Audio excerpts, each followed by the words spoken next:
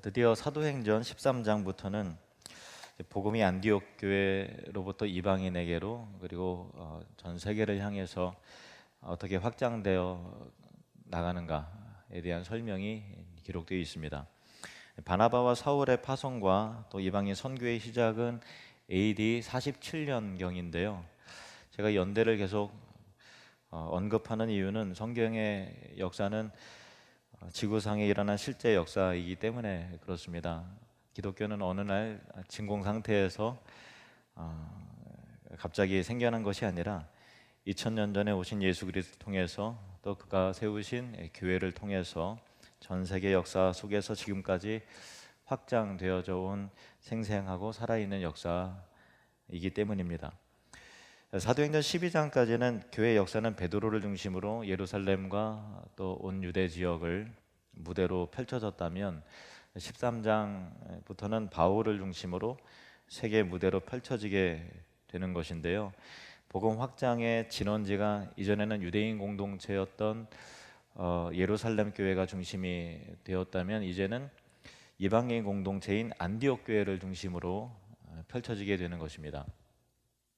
안디옥 교회로부터 파송을 받은 이 바울의 1차 선교 여행, 그리고 이어지는 2차 또 3차 선교 여행, 그리고 또 이 로마로 바울이 호송되면서 진행되는 선교 여행을 통해서 교회는 세계 속에 놀랍게 확장되는 것을 보게 되는데요. 오늘 본문은 바로 그 세계 선교의 출발이 어떻게 이루어졌는지에 대한 기록입니다. 1절을 다시 한번 보시겠습니다. 함께 읽겠습니다. 안디옥 교회에 선지자들과 교사들이 있으니 곧 바나바와 니게르라 하는 시므온과 구레네 사람 루기오와 분봉왕 헤롯의 젖동생 마나엔과 미 사울이라. 이게 이제 선지자들과 교사들이 있으니라고 되어 있는데요. 바로 이제 성경을 가르치는 교회 영적 리더들을 말하는 것이고요. 여기 안디옥 교회의 지도자들이 명단이 소개되었습니다. 이제 바나바, 그리고 또 니게르라 하는 시므온, 또 구레네 사람 루기오, 또 분봉왕 헤롯의 젖동생 마나엔, 그리고 사울, 이렇게 5명입니다. 이 5명의 리더들을 보면은 출신들이 정말 다양한 것을 이제 확인하게 되는데요. 바나바는 지중해 중앙에 있는 구브로 섬 키프로스라고 하는 구브로 섬 출신의 헬라파 유대인인데 레위인이에요. 그러니까 정통파 유대인이었고요. 또 예루살렘 교회의 사도들로부터 안디옥 교회 목회자로 직접 파송을 받은 사람입니다. 그리고 시므온은 이 부가적으로 니게르라 하는 시므온 이렇게 소개되었는데, 니게르라는 말은 라틴 어원을 가진 말로서 검다라는 것인데요. 여기에서 파생된 단어가 느그로, 즉 이제 흑인을 의미하는 것입니다. 그래서 시므온은 이제 검은 흑인, 즉 아프리카 그 출신의 흑인이었을 것으로 그렇게 볼 수 있습니다. 또 루기오는 구레네 사람이라 되어 있는데요. 구레네는 현재 이집트 그 옆에 있는 리비아를 말하는데요. 북아프리카 리비아죠. 그래서 이 사도행전 11장의 앞에 몇 장 거슬러 올라가면은 안디옥 교회가 설립될 때 흩어진 그 성도들이 여기저기 디아스포라를 그 해당을 중심으로 유대인들에게만 복음을 전하는데 구레네 출신 몇 사람이 안디옥에 이르러서 거기 헬라인에게도 복음을 전했더니 그들이 예수님을 영접하고 허다한 무리가 주께 돌아왔다고 돼 있잖아요. 그때 이제 최초의 안디옥 교회에서 복음을 증거했던 무리들이 구레네 출신의 그리스도인인데, 아마도 이 루기오는 그들 중에 한 사람이었을 것으로 이제 여겨집니다. 그래서 안디옥 교회 설립의 기초가 되었던 사람이다라고 볼 수 있죠. 그리고 또 마나에는 분봉왕 헤롯의 젖동생이라고 되어 있는데요. 젖동생이란 한 어머니의 젖을 먹고 자란 친형제를 뜻하기도 하고, 그리고 또 어릴 적부터 단짝으로 함께 이제 교육받고 또 자라난 양육받은 정말 중마고전 항상 같이 있었던 그런 단짝 친구를 말하기도 합니다. 어쨌든 이 만화에는 헤롯 안티파스를 그 헤롯 분봉한 헤롯은 헤롯 안티파스를 말하는데 헤롯 안티파스와 함께 성장하고 양육받은 헤롯과 또 헤롯 가문과 매우 이제 밀접한 이 귀족 가문의 출신이었는데요. 참 하나님의 섭리가 놀랍죠.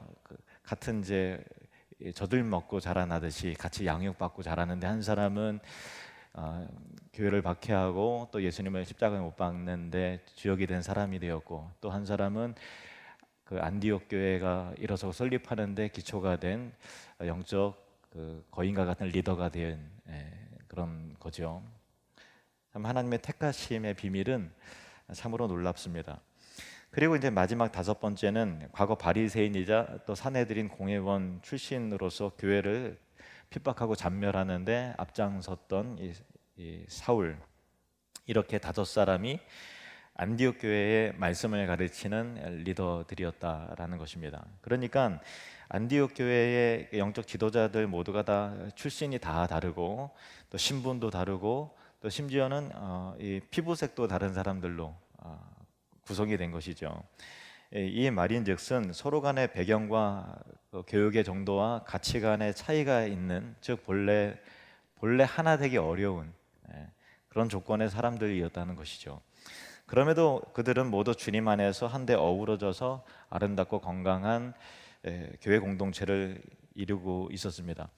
주 381년에 확정된 니케아 콘스탄티노플 신조는 교회에 대해서 정의를 하기를 하나의 교회, 또 거룩한 교회, 사도적 교회, 보편적 교회, 이렇게 네 가지 특징으로 교회를 정의를 했습니다. 교회가 하나의 교회라 하는 것은 에베소서 4장의 말씀처럼 우리 믿음의 대상이신 하나님께서 한 분이시기 때문에 그렇죠. 에베소서 4장 5절 6절 말씀 우리 함께 읽겠습니다. 주도 한 분이시요 믿음도 하나요 세례도 하나요 하나님도 한 분이시니 곧 만유의 아버지시라. 만유 위에 계시고 만유를 통일하시고 만유 가운데 계시도다. 아멘. 교회가 하나라는 것은 교회의 수나 또 교회의 형태나 또 그런 모든 것이 하나여야 한다는 것이 획일성을 의미하는 것이 아니고요. 이 땅에는 수없이 많은 교회가 있고 또 다양한 교파가 있고 또 다양한 형태의 예배가 존재하지요. 다양한 성도들이 있습니다. 그러나 교회의 믿음의 대상은 오직 하나님의 한 분이시라는 거예요. 그러니까 뭐 십자가를 달고 교회 이름으로 모였다 할지라도 그 믿음의 대상이 유일하신 하나님 한 분, 예수 그리스도로 또 삼위 하나님이 아닐 경우는 교회라고 볼 수 없는 것이죠.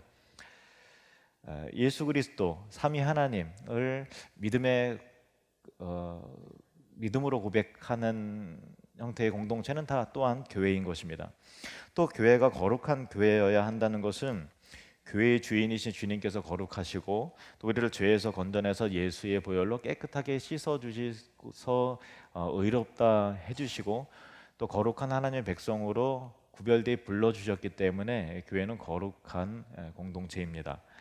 그리고 사도적 교회라 함은 교회는 사도적 전통, 사도들이 전해준 그리스도의 말씀을 토대로 세워진 공동체라야 올바른 교회라 할 수 있는 것이죠. 에베소서 2장 20절 말씀입니다. 너희는 사도들과 선지자들의 터 위에 세우심을 입은 자라. 그리스도 예수께서 친히 모퉁이 돌이 되셨느니라. 사도들과 선지자들의 터 위에 세우심을 입은 자다. 누가요? 교회가 그렇다는 거예요. 그래서 사도들이 전해준 주님의 말씀 위에, 즉 성경 위에, 그리고 성경을 최고의 권위로 둔 바른 교리 위에 세워지지 않는 교회를 참된 교회라 할 수 없는 것입니다. 마지막으로 보편적 교회라는 말은 인종과 또 지역과 또 시대와 또 각각의 재산과 보유하고 있는 재산과 또 학력과 신분과 성별과 나이를 막론하고 남녀노소 빈부귀천을 따지지 않고 교회는 모든 사람들을 위한 만민의 교회, 만민을 위한 교회라는 거예요. 왜냐하면 예수님께서 만민의 구주이시기 때문입니다.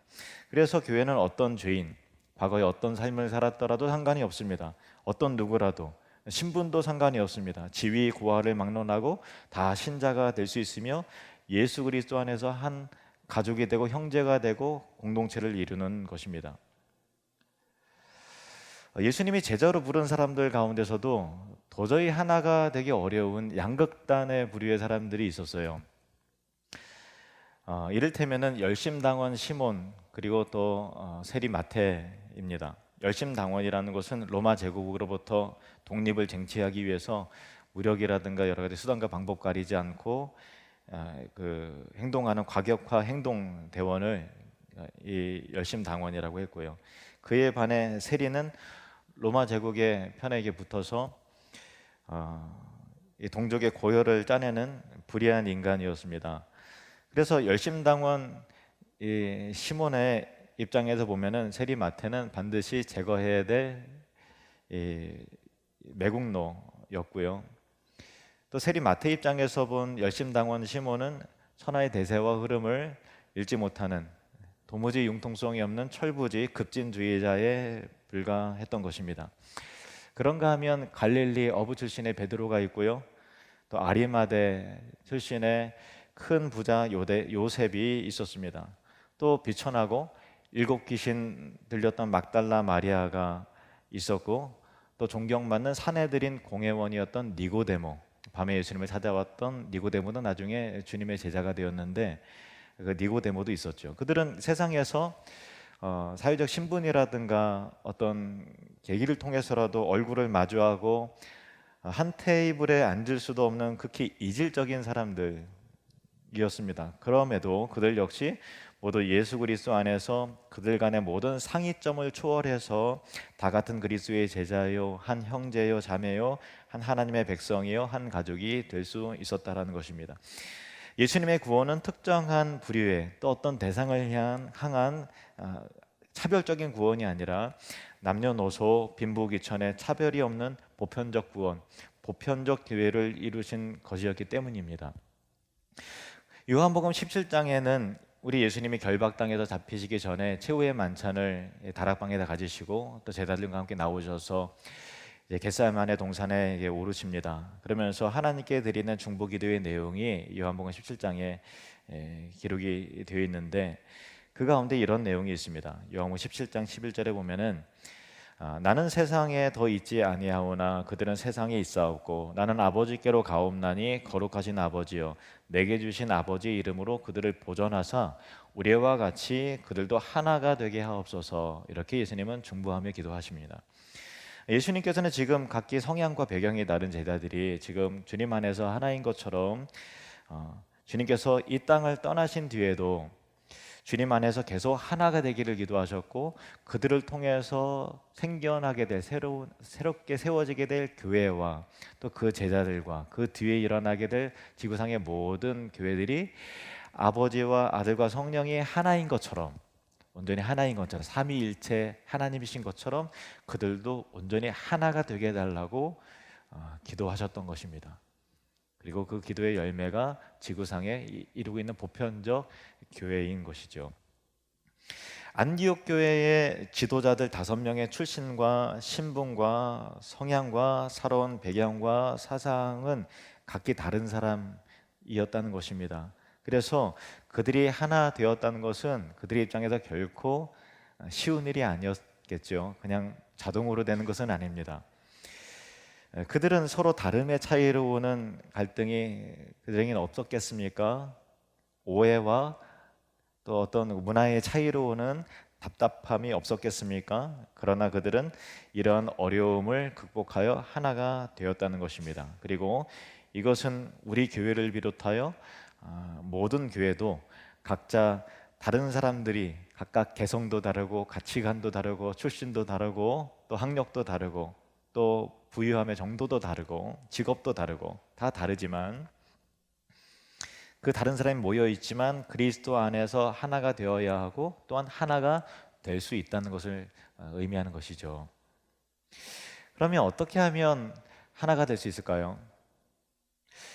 다음 구절에서 그들의 하나됨의 비결을 엿볼 수 있습니다. 2절 말씀을 보시면 주를 섬겨 금식할 때에 성령이 이르시되 내가 불러 시키는 일을 위하여 바나바와 사울을 따로 세우라 하시니. 그들이 금식하며 기도할 때 성령님께서 지시하셨는데 바나바와 사울을 따로 세우라. 이렇게 지시하셨고 그들은 모두 성령의 지시에 순복하며 따랐습니다. 저는 제일 앞에 있는 단어를 여러분 같이 주목하기를 원합니다. 주를 섬겨라는 말인데요. 이 주라는 단어는 원어로 퀴리오스라는 단어예요. 그냥 한번 따라해 보겠습니다. 퀴리오스. 이 주라는 단어인데 우리가 익숙해서 그 개념을 놓쳐버릴 때가 많은데 원어는 이 주인이라는 뜻이죠. 주인. 잘 아실 겁니다. 그들은 모두 여기 참 중요한 내용이에요. 그들은 모두 예수님을 주인으로 섬기고 있었다라는 것이죠. 안디옥 교회의 주인은 오직 예수님이셨습니다. 그 어느 누구도 교회의 주인인 척하지 않았다는 거예요. 내가 제일 많이 왔으니 먼저 왔으니까 나를 따라야 돼. 아니야, 내가 이 안디옥 교회가 있도록 복음을 먼저 전했으니까 이 주인이 되어야 돼. 아니면 내가 어떤 사회적 신분이라든가 또 어떤 귀족 출신의 사회적 배경으로 봤을 때는 내가 가장 주인이 되어야 돼. 어느 누구도 그렇게 하지 않았다라는 거예요. 어떤 특정한 신념을 따르는 것도 아니었고 또 자신을 따르라 주장하는 것도 아니었고 계파를 만들어서 따르라는 것도 아니고 오직 주님을 따르고 오직 한 분 예수 그리스도만을 섬기는 자들이었다는 것입니다. 주인이 같기 때문에 성향이 달라도 주인이 같기 때문에 같은 예수님의 지시에 따르고 순복하는 사람들이기 때문에 그들은 하나 될 수 있었습니다. 우리가 다 각기 다르고 성향도 다르고 고향도 다르고 또 배경 가운데 우리 하늘누림교회에 처음부터 계셨던 분도 계시지만 또 다른 교단에 다른 지역에 다른 교회를 섬기셨다 오신 분들도 계실 거 아니겠어요? 그럼에도 불구하고 우리가 하나 될 수 있는 이유는 우리가 다 십자가 앞에 무릎 꿇을 수 있는 오직 예수 그리스도를 섬기는 자들이기 때문에 하늘누림교회도 여러 가지 삶 가운데 같이 겪다 보면 오해도 생길 수도 있고 갈등도 생길 수도 있고 불편함의 요소도 있지만 극복하여 하나 될 수 있게 되는 이유는 오직 우리는 한 분이신 예수 그리스도를 섬기는 교회이기 때문입니다. 어떤 학자들은 본문에 소개된 이 안디옥 교회의 그 5명의 지도자들의 그 표기된 순서가 그들의 서열이었다고 보는 이 학자들도 있어요. 그렇게 보면 제일 서열이 높았던 질서상의 어떤 사회적 지위의 의미가 아니라 질서상의 서열을 말하는데 제일 서열에 높았던 사람은 바나바였습니다. 제일 먼저 소개가 되었죠. 그는 사도들에 의해서 직접 안디옥 교회의 목회자로 파송을 받은 사람이었기 때문입니다. 두 번째는 아프리카 흑인이었던 시므온이었고 또 세 번째는 안디옥에 처음으로 복음을 전했던 구레네 출신의 루기오였고 네 번째는 헤롯과 함께 자라난 마나엔이었으며 그리고 마지막 5번째로는 제일 늦게 합류한 사울이 서열상의 제일 마지막이었습니다. 만약에 우리가 의논하고 토론해서 리더 중에서 우리가 하늘누림교회 35주년 기념해서 선교사로 이게 파송하자 한다면 여러분은 누구를 보내시겠습니까? 여러분이 안디옥 교회의 구성 멤버들이었다면 의논해서 결정한다고 하면 누구를 보내고 누구를 보내지 않았을 것 같습니까? 저는 생각하기를 아마도 안디옥 교회의 최고 수장이었던 바나바만큼은 보내지 않았으리라고 생각을 합니다. 그렇지 않나요? 뭐 예를 들면은 우리 장로님들이 우리 35주년 기념해서 선교사로 우리 파송합시다 하고서 이제 다 의논해서 이태교 목사 보냅시다 이러면 조금 야 어떡하지 뭐 이렇게 되는 것처럼 바나바 이게 회의를 통해서 거친다면 바나바는 그래도 그 예루살렘 교회에서 우리 목회자로 파송한 사람이기 때문에 바나바는 아마도 제외하지 않았겠습니까? 또 성경을 제일 능력 있게 가르치는 그 사울을 보낸다고 하면 안디옥 교회 성경 공부 커리큘럼에 차질이 생기지 않겠는가 하는 그런 걱정도 되겠죠. 그래서 사울도 보내기가 아까웠을지도 모릅니다. 그리고 서열상으로도 첫 번째와 5번째를 묶어서 보내는 것은 왠지 좀 부자연스러운 것일 수도 있겠죠. 그런데 성령님께서는 바나바와 사울을 따로 세우라 하셨고 그들을 선교사로 파송하라 하실 때 그들은 금식하고 기도하면서 그것이 과연 주님의 뜻인지 분별하고 주님의 뜻이 명확하다는 것을 깨달은 이후에 순종하여 안수하여 보내더라는 것입니다. 자, 3절 말씀 같이 읽겠습니다. 이에 금식하며 기도하고 두 사람에게 안수하여 보내니라. 이렇게 선교 역사가 시작이 됩니다. 이것은 안디옥 교회의 입장에서 볼 때는 정말 느닷없는 뜬금없는 성령의 지시였습니다. 이것은 두 사람을 다른 곳에 보내어도 하나님께서 여전히 안디옥 교회를 돌보아 주실 것이라고 하는 철저한 하나님을 향한 신뢰, 온전한 믿음이 없이는 불가능한 일이었던 것이죠. 그러나 그들은 갑작스러운 이러한 성령의 지시에 기꺼이 순종하는 모습을 보여줍니다. 오늘날의 교회는 규모가 커지고 또 커지면서 자연스럽게 제도가 생기고 또 조직화가 되어지죠. 조직화가 된다는 것은 자연스러운 것입니다.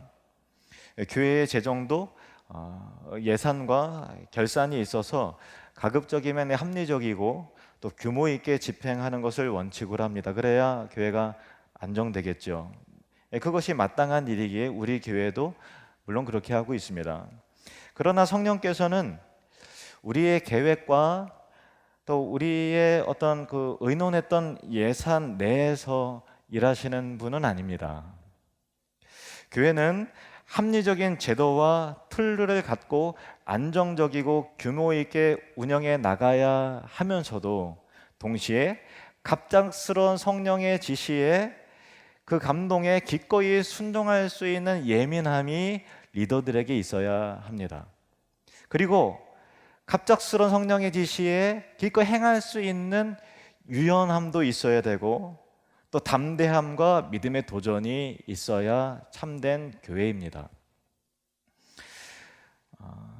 여러분은 요즘 어떠셨는지 몰라도요, 저는 최근 몇 개월간 개인적으로 좀 힘들었습니다.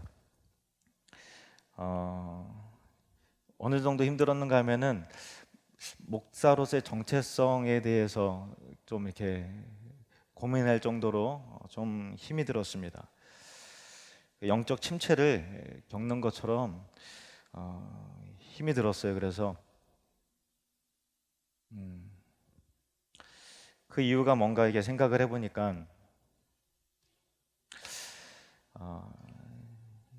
모니터 앞에서 온라인 예배를 계속 드리다 보니까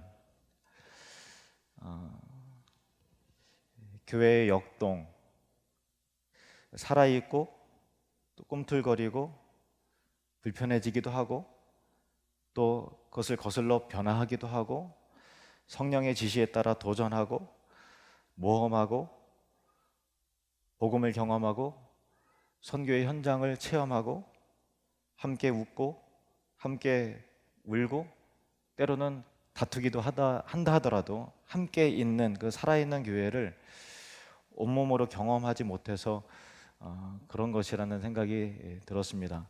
그래서